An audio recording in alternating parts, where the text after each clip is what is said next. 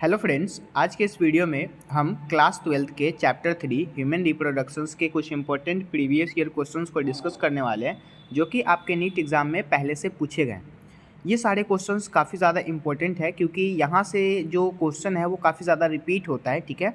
तो उन सारे क्वेश्चंस को जो नीट एग्ज़ाम में पूछे गए हैं और पहले के जो AIPMT एग्ज़ाम होते थे उन सारे क्वेश्चंस को भी हम एक साथ यहाँ पे देखेंगे, ठीक है। मतलब कि ह्यूमन रिप्रोडक्शन से आज तक जितने क्वेश्चन पूछे गए हैं सारे क्वेश्चंस को हम इस वीडियो में कवर करने वाले हैं, ठीक है। इस चैप्टर में टोटल 3 से 4 टॉपिक है, उन सारे टॉपिक को हम एक एक करके डिस्कस करेंगे। हमारा यहाँ पे फर्स्ट टॉपिक जो है ह्यूमन रिप्रोडक्टिव सिस्टम है, ठीक है। तो इस वाले टॉपिक को सबसे पहले हम डिस्कस करते हैं।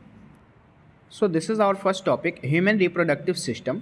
यहाँ से जो क्वेश्चन आया हुआ है ये नीट 2020 में क्वेश्चन आया हुआ था। यहाँ पे क्या करना है कि आपको कॉलम ए और कॉलम बी दिया गया है जिसमें से आपको करेक्ट ऑप्शंस चूज़ करने हैं, ठीक है। तो फर्स्ट जो ऑप्शंस है यहाँ पे प्लासेंटा, तो प्लासेंटा को हम क्या मतलब कि किस चीज़ से मिलाएंगे। तो प्लासेंटा जो होता है वो ह्यूमन क्रोनिक गोनाडोट्रोपिन मतलब HCG का सिक्रीशन करता है और फिर वहाँ पे HPT जो मतलब कि आपने पढ़ा होगा, ठीक है। तो वो सारे जो हार्मोन्स होते हैं, प्रोलैक्टिन हार्मोन या फिर एस्ट्रोजन हार्मोन, उन सब का सिक्रेशन प्लासेंटा के इंटरनली होता है, ठीक है। तो इसका राइट आंसर से यहाँ 2 मिला देंगे। फिर यहाँ पे जोना पेलुसिडा है, जोना पेलुसिडा को हम क्या चीज़ से मिलाएंगे, जो कि ओवम का लेयर होता है, ठीक है। जोना पेलुसिडा एक लेयर है जो कि ओवम के ऊपर में प्रेजेंट होता है, ठीक है। तो जोना पेलुसिडा में हम लेयर ऑफ द ओवम मिला देंगे। अगेन फिर बल्बो यूरेथ्रल ग्लैंड है, तो बल्बो यूरेथ्रल ग्लैंड को हम लुब्रिकेशन ऑफ पेनिस, जब पेनिस जो होता है तो पेनिस के इंटरनली जो लुब्रिकेशंस होते हैं वो बल्बो यूरेथ्रल ग्लैंड जो कि कॉपर्स ग्लैंड होता है, जहाँ से कॉपर फ्लूइड निकलता है, तो उसी फ्लूइड के कारण लुब्रिकेट होने लगता है पेनिस, ठीक है। और ये जो लिडिक सेल होता है तो लिडिक सेल के मतलब कि इंटरनली एंड्रोजन्स नाम का प्रेजेंट होता है हार्मोन्स, ठीक है। तो यहाँ पे राइट आंसर 2, 3, 4 एंड 1 हो जाएगा, मतलब कि the right answer is C. Again फिर अब आते हैं हम अपने नेक्स्ट क्वेश्चंस पे। हमारा यहाँ पे नेक्स्ट क्वेश्चंस क्या है जो कि नीट 2019 में पूछा गया था। यहाँ पे बिल्कुल सिंपल सा क्वेश्चन है कि select the correct sequence for transport of sperm, मतलब कि स्पर्म जो सेल है उसके ट्रांसपोर्ट के लिए आपको ना करेक्ट सीक्वेंस बताना है। और स्पर्म कहाँ होगा, तो जब भी होगा तो मेल में ही होगा क्योंकि मेल के इंटरनली टेस्टिस होते हैं, ठीक है। तो इसका करेक्ट ऑप्शन यहाँ पे हो जाएगा ए, क्योंकि सबसे पहले सेमनीफेरस ट्यूब्यूल्स होता है। लेकिन आपको जो भी ऑप्शंस है, जैसे कि नीचे के जो ऑप्शंस है सेमनीफेरस ट्यूब्यूल्स, फिर यहाँ पे वासा रेक्टा दे दिया है, लेकिन वासा रेक्टा के पहले रेटेड टेस्टिस होना चाहिए था, ठीक है। तो यहाँ पे तो टेस्टिस है और ये भी टेस्टिस है, तो ये तो तीनों ऑप्शंस गलत है, मतलब answer A is the right answer. यहाँ पे क्या होगा, सेमनीफेरस ट्यूब्यूल्स, फिर rete testis, vasa efferentia, epididymis, vas deferens, ejaculatory duct, urethra और यूरेथ्रल मीथस, ठीक है। तो ये जो क्वेश्चन है ये क्वेश्चन काफ़ी ज़्यादा मतलब कि टॉपिक वाइज भी आता है, तो ठीक है। तो यहाँ पे आपको इस क्वेश्चन को सही से करना है, इसका राइट आंसर ए होगा। अब आते हैं हम अपने नेक्स्ट क्वेश्चन पे। So this is our next question number 3 में क्या कह रहा है, which of the following depicts of the correct pathway of the transport of sperm. अभी हमने जस्ट 2019 का क्वेश्चन डिस्कस किया जिसमें से ट्रांसपोर्ट ऑफ स्पर्म पे क्वेश्चन आया था, ठीक है। और वही क्वेश्चन 2016 में भी आया हुआ था। इसका राइट आंसर से यहाँ पे क्या हो जाएगा, सबसे पहले होता है सेमनीफेरस ट्यूब्यूल्स, लेकिन सेमनीफेरस ट्यूब्यूल्स तो किसी ऑप्शन में नहीं है, तो फिर उसके बाद वाले को हम देखेंगे रेटेड टेस्टिस होता है उसके बाद। तो रेटेड टेस्टिस 1 में भी है, 2 में भी है, 3 में भी है, 4 में नहीं है, तो 4 तो यहीं से कैंसिल हो गया, ठीक है। उसके बाद रेटेड टेस्टिस के बाद आता है वास्ट डिफरेंस, ठीक है। वास्ट डिफरेंस अब आप खोजेंगे तो वास्ट डिफरेंस इसके इंटरनली है, फिर यहाँ पे रेटेड टेस्टिस ये तो पहले ही कन्फर्मली ख़त्म हो चुका है, लेकिन इसके पहले रेटेड टेस्टिस के जस्ट बाद इफरेंट डक्ट्यूल्स आते हैं, ठीक है। उसके बाद आता है एपिडिडाइमिस, फिर वास्ट डिफरेंस, मतलब कि वास्ट डिफरेंस से पहले भी 2 लेयर होते हैं एपिडिडाइमिस के। सबसे पहले होता है रेटेड टेस्टिस, इसके पहले होता है क्या चीज़, सेमनीफेरस ट्यूब्यूल्स, उसके बाद रेटेड टेस्टिस, फिर एफरेंट डक्ट्यूल्स, उसके बाद एपिडिडाइमिस, फिर वास्ट डिफरेंस, ठीक है। तो इसका राइट आंसर यहाँ पे ए हो जाएगा। अगेन अब आते हैं नेक्स्ट क्वेश्चन पे। The shared terminal duct of the reproductive and urinary in the human male is, तो the right answer is urethra. Urethra जो होता है वो एक शेयर्ड टर्मिनल डक्ट होता है, मतलब मेल के अंदर एक ऐसी खास बात होती है, वो रिप्रोडक्टिव स्ट्रक्चर मतलब कि रिप्रोडक्टिव जो स्पर्म होता है वो भी उसी रास्ते से आता है जिस रास्ते से उसका यूरिनरी मतलब कि यूरिन आ रहा होता है, ठीक है। तो वहाँ पे ना एक शेयर्ड टर्मिनल होता है, मतलब कि दोनों एक जगह मिक्सअप होते हैं जिसको यूरेथ्रा बोलते हैं। मतलब यूरेथ्रा एक ऐसा पाइप होता है जिसके इंटरनली स्पर्म और क्या चीज़, स्पर्म और यूरिन दोनों आते हैं, ठीक है। तो ये नीट AIPMT 2014 में पूछा गया था। अब आते हैं नेक्स्ट क्वेश्चंस पे। The Leydig cell as found in, अब लिडिक सेल जो होते हैं वो कहाँ पे फाउंड होते हैं ह्यूमन बॉडी के इंटरनली, जो कि सेक्रेटरी सोर्स होते हैं। तो ये एंड्रोजेंस में फाउंड होता है, ठीक है। और इसी एंड्रोजेंस को ना टेस्टोस्टेरोन हार्मोन कहा जाता है, ठीक है। तो यहाँ से क्वेश्चन काफ़ी ज़्यादा बार रिपीट होते हैं ऐसे क्वेश्चन। आप इसके बाद ये भी बन सकता है कि विच इज़ टेस्टोस्टेरोन हार्मोन, तो एंड्रोजेंस हो सकता है या फिर लेडिक सेल, ठीक है। अब आते हैं फिर नेक्स्ट क्वेश्चन पे। If for some reason the vasa efferentia in the human reproductive system get blocked and the gametes will not be transported from, तो इसका राइट आंसर हो जाएगा टेस्टिस टू एपिडिडाइमिस। टेस्टिस से एपिडिडाइमिस में transport नहीं हो सकता क्योंकि एपिडिडाइमिस से टेस्टिस होना चाहिए था। सो this is the right answer, ठीक है। ये ब्लॉक हो जाता है वहाँ पे। अगेन फिर नेक्स्ट क्वेश्चन यहाँ पे है जो कि AIPMT 2011 में पूछा गया था। यहाँ पे एक फिगर दिया गया है, ठीक है। फिगर हम ऊपर में देखेंगे। फिगर दिया है डिप्लीकेट द डायग्रामेटिक सेक्शन, मतलब फिगर को देख के आपको करेक्ट ऑप्शंस चूज़ करने, ठीक है। तो यहाँ पे जैसा कि ये फिगर है फीमेल रिप्रोडक्टिव सिस्टम का, है ना। और यहाँ पे फीमेल रिप्रोडक्टिव सिस्टम में ये वाला जो पार्ट होता है, इसी वाले पार्ट में ना यहाँ से मतलब कि ओवम बन के जाते हैं, ठीक है। तो इसको फिम्ब्रियाई बोला जाता है, मतलब डी इज़ द फिम्ब्रियाई। डी में अब हमें फिम्ब्रियाई खोज लेना है। तो डी में यहाँ पे दिया है डक्ट फनल्स, तो ये तो यहाँ गलत हो गया। उसके बाद फिर यहाँ पे डी ऑप्शंस है ही नहीं, तो हम किसी और चीज़ को चूज़ करेंगे। जैसे कि ए में यहाँ पेरीमेट्रियम लिखा हुआ है, तो ए जो होता है ये तो पेरीमेट्रियम नहीं है, ए क्या है इंडोमेट्रियम, मतलब अंदर का लेयर है, तो इंडोमेट्रियम, ये भी ऑप्शंस गलत हो गया। फिर यहाँ इंडोमेट्रियम बी में दिया गया है, बी में क्या है इंडोमेट्रियम, तो बी में इंडोमेट्रियम तो नहीं हो सकता। बी क्या है मायोमेट्रियम है, लास्ट वाले को इंडोमेट्रियम बोलते हैं, ठीक है। तो यहाँ मतलब कि ये भी ऑप्शंस गलत हो गया। इसका राइट आंसर सी हो जाएगा। सी के मतलब कि ए के ऑप्शंस पे क्या कहा जा रहा है सी में इनफंडिबुलम, तो सी इनफंडिबुलम है क्या, दिस इज यस इनफंडिबुलम। उसके बाद डी में फिम्ब्रियाई जो हमने पहले डिस्कस किया, और ई में सर्विक्स। हाँ, ई को ना सर्विक्स कहा जाता है, ये वाला जो एरिया होता है यूट्रस के वाल को सर्विक्स बोला जाता है। तो this is the right answer, मतलब A is the correct option. Again आते हैं फिर नेक्स्ट क्वेश्चन जो कि AIPMT 2011 में पूछा गया था। द टेस्टिस इन ह्यूमन के इंटरनली जो टेस्टिस होता है आर सिचुएटेड आउटसाइड, मतलब बाहर की तरफ सिचुएटेड होते हैं, पाए जाते हैं एब्डोमिनल कैविटी के जस्ट नीचे, and inside pouch is called scrotum, ठीक है। तब उसमें बताना है कि ये स्क्रोटम क्या काम करता है। तो स्क्रोटम जो होता है ना वो सेक्युलर टेम्परेचर को, मतलब कि जो भी हमारे बॉडी टेम्परेचर होते हैं उससे 2 से 2.5 डिग्री सेंटीग्रेड कम होता है, मतलब लोअर दैन, उसको मेंटेन करने का काम करता है, ठीक है। So D is the right answers, बाकी सारे ऑप्शंस गलत लिखे हुए हैं। अगेन फिर next question, Sertoli cells are found in, Sertoli cell कहाँ पाए जाते हैं, ठीक है। तो सर्टोली सेल से क्वेश्चन आता है। सर्टोली सेल को ना यहाँ पे जैसे कि आपने 2 सेल पढ़ा होगा, एक लिडिक सेल और एक नर्व सेल पढ़ा होगा, ठीक है। तो सर्टोली सेल को ना क्या करते हैं कि नरिशमेंट प्रोवाइड करते हैं जर्म सेल, मतलब यहाँ पे seminiferous tubules are provided nutrition to the germ cell, this is the right answer. Again the next question is vasa efferentia are the ductless leading for the rete testis to vasa deferens, ठीक है। तो this is the right answer. Again आते हैं next question पे। Again this is our next question, seminal plasma in human male is rich in, seminal plasma जो होता है human male के इंटरनली, उसके अंदर क्या चीज़ प्रेजेंट होता है। तो सबसे ज़्यादा फ्रुक्टोज और कैल्शियम होता है। यहाँ ग्लूकोज लिखा है, ये गलत हो जाएगा, कैल्शियम तो होगा। DNA टेस्टोस्टेरोन ये तो गलत ही है, और राइबोसोम पोटेशियम बिल्कुल ही गलत है, मतलब कि इसका राइट आंसर ए हो जाएगा, ठीक है। अगेन आते हैं नेक्स्ट क्वेश्चन पे, the part of fallopian tube closest to the ovary. अब ये जो ओवरी होता है, ओवरी को मतलब कि क्लोज करने का काम करता है फैलोपियन ट्यूब। तो कौन सा पार्ट, फैलोपियन ट्यूब के कौन से पार्ट जो है वो ओवरी को क्लोज करते हैं, तो इनफंडिबुलम जो होता है वही क्लोज करके रखता है, बंद करके रखता है, ठीक है। ये AIPMT 2010 में पूछा गया था। अभी भी मतलब कि 2024 में ये क्वेश्चन आ सकते हैं, काफ़ी ज़्यादा इंपॉर्टेंट है। अगेन फिर यहाँ पे फिगर बेस्ड क्वेश्चन है जो कि मेल का रिप्रोडक्टिव मतलब कि सिस्टम बनाया गया है, मेल रिप्रोडक्टिव सिस्टम।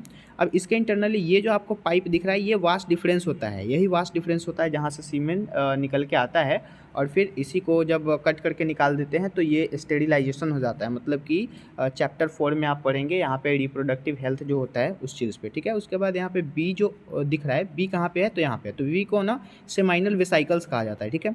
सी में अब यहाँ पे ये जो स्ट्रक्चर दिख रहा है, इस वाले स्ट्रक्चर को प्रोस्टेट ग्लैंड बोलते हैं, और लास्ट में डी नंबर है जो कि बल्बोयूरेथ्रल ग्लैंड होता है, जिसको कॉपर्स ग्लैंड के नाम से भी जानते हैं, ठीक है।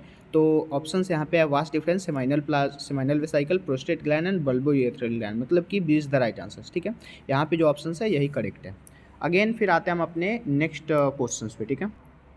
तो यहाँ पे जो क्वेश्चंस है, Bartholin glands are situated, Bartholin gland जो होते हैं वो कहाँ सिचुएटेड होते हैं, तो वो वेजाइना, मतलब कि ह्यूमन जो है, ह्यूमन का जो वेजाइना होता है आइदर साइड पे वो प्रेजेंट होता है, ठीक है। So the right answer is A. Again अब आते हैं हम अपने नेक्स्ट क्वेश्चंस पे। Locations of secretion of Leydig cell. तो ये जो लैकेशंस होता है जिसमें किस चीज़ का सेक्रेशन, मतलब कि लेडिक सेल से उसका सेक्रेशन होता है लैकेशन का, तो कहाँ से होता है? तो टेस्टिस के टेस्टोस्टेरोन नाम के हार्मोन जो निकलते हैं वहाँ से होता है। ठीक है, तो इसका राइट आंसर सी हो जाएगा। अब आते हैं हम अपने नेक्स्ट टॉपिक पे। So this is our next topic, gametogenesis, menstrual cycle and its hormone control. ठीक है, यहाँ से जो क्वेश्चन आया हुआ है, मतलब स्टेटमेंट बेस्ड क्वेश्चन पूछा गया था। दो स्टेटमेंट दिया गया, statement first and statement second. Statement first में क्या कहा जा रहा है? The release of sperm into the सेमनिफेरस tubules is called spermiation. तो ये जो ऑप्शंस है ये बिल्कुल ही जो है ना इनकरेक्ट कहा जा रहा है, क्योंकि मतलब स्पर्म का जब रिलीजेशंस होगा तो उसको स्पर्मेटोजेनेसिस बोलेंगे, ना कि स्पर्मिएशंस। तो ये बिल्कुल ही गलत ऑप्शन हो गया।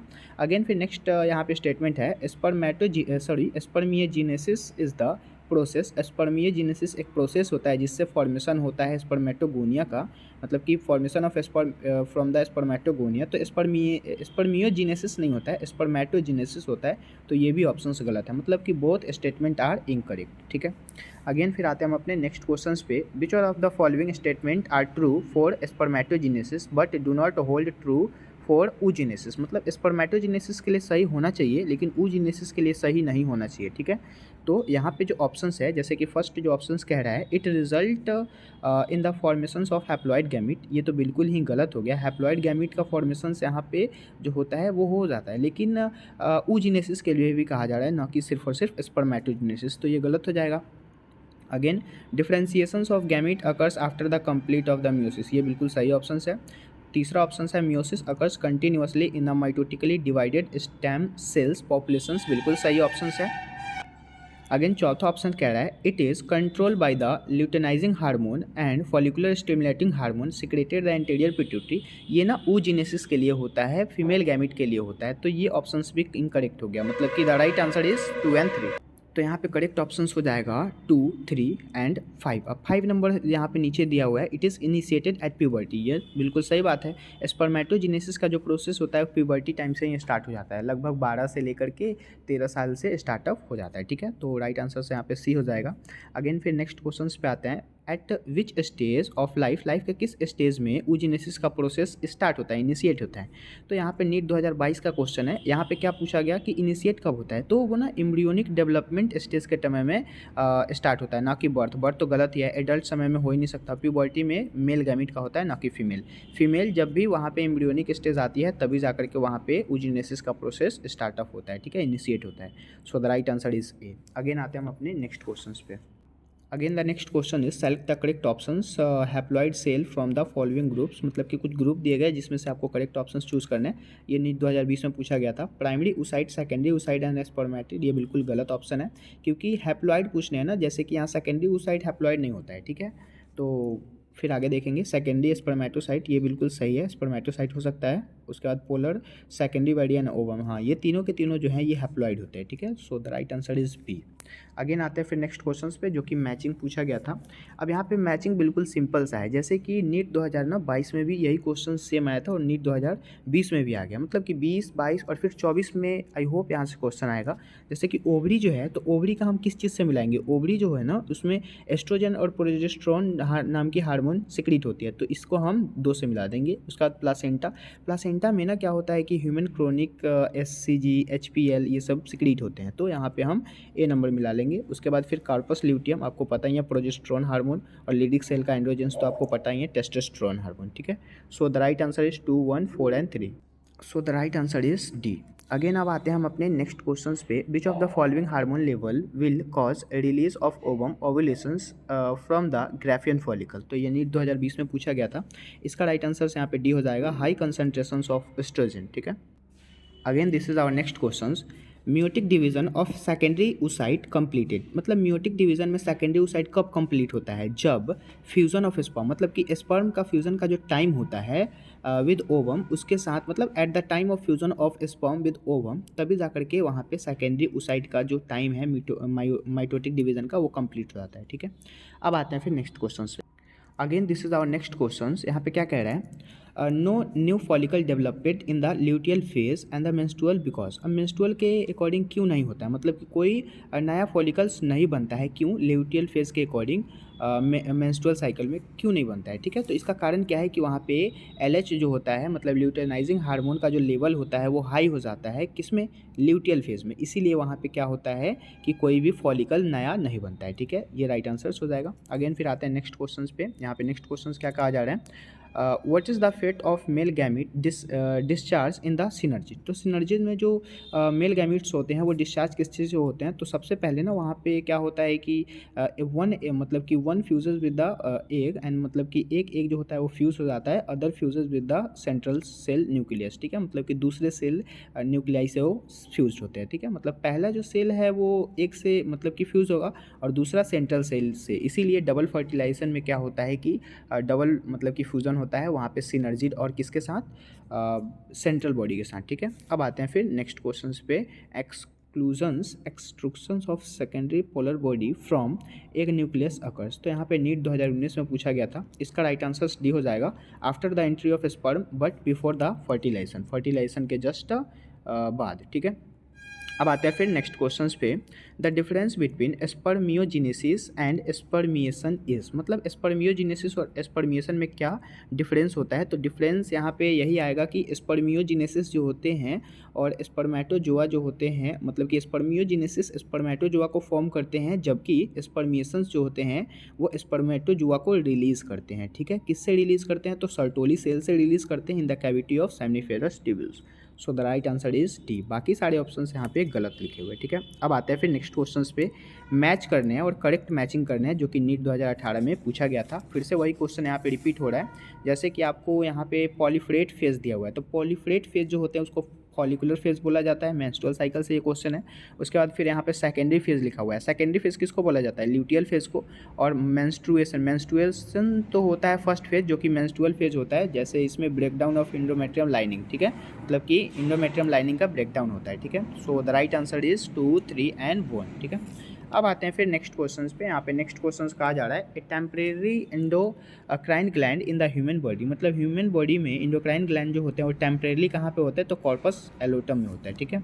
अब आते हैं फिर नेक्स्ट क्वेश्चन, जो कि इनकरेक्ट स्टेटमेंट चूज करना है। तो इनकरेक्ट स्टेटमेंट कौन सा होगा, जैसे लिखा है LH and FSH triggers ovulation in the ovary, ये तो बिल्कुल सही है। LH and FSH decreases gradually during the follicular, नहीं ये डिक्रीज नहीं होता है, काफ़ी ज़्यादा इंक्रीज हो जाता है, क्योंकि फॉलिकुलर फेज में आपको पता है कि बहुत ही पिक लेवल पे चले जाता है, मतलब कि 4th डे जो होता है पूरे पीरियड का, उसमें सबसे ज़्यादा यहाँ पे फॉलिकुलर फेज में पिकअप पे जाते हैं, ठीक है। सो द राइट मतलब कि ये जो ऑप्शंस कह रहा है वो डिक्रीज कह रहा है, मतलब कि गलत ऑप्शंस कह रहा है, ठीक है। तो यही ऑप्शंस करेक्ट होगा, ठीक है। बाकी ये जो है LH trigger on the secretion androgen from the Leydig cell, बिल्कुल सही है। उसके बाद FSH stimulate the Sertoli cell which help in the spermatogenesis, बिल्कुल ये भी सही है। अब आते हैं फिर नेक्स्ट क्वेश्चंस पे, जिसमें करेक्ट ऑप्शंस आपको चूज करने हैं इन द किसके अकॉर्डिंग, तो इनहिबिन के स्टेटमेंट पे। यहाँ लिखा है इज प्रोड्यूस्ड, मतलब inhibin is produced by the granulosa cells and ovary inhibit the secretion of FSH, बिल्कुल सही ऑप्शन है, ठीक है। अब आते हैं फिर नेक्स्ट क्वेश्चंस पे। यहाँ पे क्या कह रहा है, change in GnRH pulses frequency in females is control by the collecting level of. तो ये नीट 2021 में 16 में पूछा गया था। इसका राइट आंसर यहाँ पे, जैसे कि आप देखिए GnRH पल्स जो होते हैं उसके इंटरनली जो फीमेल में फ्रीक्वेंसी आती है, तो किस हार्मोन से कंट्रोल होते हैं, उनका सर्कुलेटरी लेवल। तो वहाँ पे ना एस्ट्रोजन और प्रोजेस्टेरोन हार्मोन फीमेल बॉडी के इंटरनली रिलीज होता है, सिक्रीट होता है, ठीक है।